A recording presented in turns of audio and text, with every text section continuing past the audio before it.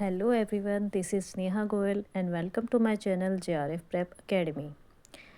सो आज करने वाले हैं हम कोठारी कमीशंस के कुछ रिकमेंडेशंस। तो आइए पढ़ लेते हैं उनको। मैं हिंदी में कराने वाली हूँ और मैंने साथ में इंग्लिश ट्रांसलेशन भी दिया हुआ है, तो आप लोग इंग्लिश वाले इंग्लिश में देख लीजिएगा और हिंदी वाले हिंदी में देख लीजिएगा। फ़िलहाल मैं इंग्लिश में नहीं पढ़ रही हूँ, मैं हिंदी में पढ़ के आप लोगों को समझा रही हूँ। देखिए, इसमें लिखा हुआ है कि 14 वर्ष तक के सभी बच्चों को निःशुल्क और अनिवार्य शिक्षा दी जानी चाहिए, यानी कि फ्री एंड कंपलसरी एजुकेशन। ये 3 लैंग्वेज फार्मूला दिया गया था, 3 भाषा फार्मूला लागू किया जाए। यूनिफॉर्म स्कूल सिस्टम यानी कि कॉमन स्कूल सिस्टम की बात भी कोठारी कमीशन ने की थी। ठीक है। Science education and research should be given priority, यानी कि विज्ञान शिक्षा और अनुसंधान को प्राथमिकता दी जानी चाहिए। ये भी रिकमेंडेशन कोठारी कमीशन ने ही दी थी। और नेक्स्ट है हमारा कृषि और उद्योग धंधों हेतु शिक्षा के विकास को बढ़ावा दिया जाना चाहिए।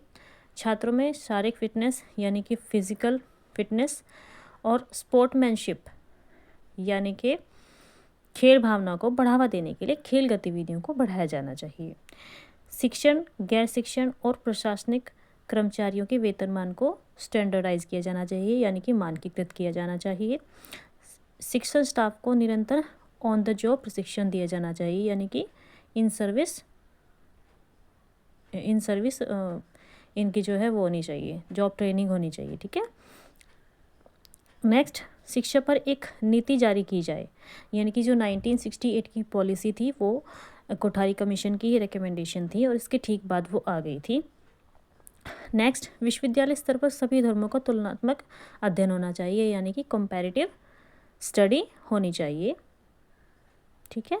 नेक्स्ट, पहली भाषा मातृभाषा या क्षेत्रीय भाषा होनी चाहिए, या तो मदर टंग हो या फिर आपकी रीजनल लैंग्वेजेस हो। नेक्स्ट, हिंदी भाषा राज्यों में दूसरी भाषा अंग्रेजी या अन्य कोई आधुनिक भारतीय भाषा होनी चाहिए। नेक्स्ट, गैर हिंदी भाषी राज्यों में दूसरी भाषा हिंदी या अंग्रेजी होनी चाहिए, यानी कि in non Hindi speaking states the second language should be Hindi और इंग्लिश। ठीक है। तो ये कुछ मेजर रिकमेंडेशंस थी कोठारी कमीशन की, जिसको नेशनल एजुकेशन कमीशन भी कहा जाता है, जो कि 1964 में आया था। सो आप लोग इसको ज़रूर से पढ़ के जाइएगा, ये एग्ज़ाम पॉइंट ऑफ व्यू से बहुत ज़्यादा इंपॉर्टेंट है। तो कोई भी सिफारिश इसमें से पूछ लेगा, या फिर इसकी जो रिपोर्ट थी उसका जो नेम था आप लोग नोट कर लीजिए, मैं बता रही हूँ आपको।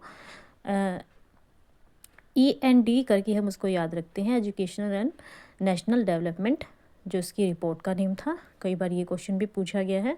और ये रिकमेंडेशंस जो हैं आप लोग अपने टिप्स पे कर लीजिएगा, इसमें से कुछ ना कुछ ज़रूर से आएगा। तो चलिए फिर मिलते हैं नेक्स्ट वीडियो में। तब तक के लिए thank you for watching, keep learning, keep sharing, all the very best. Thank you.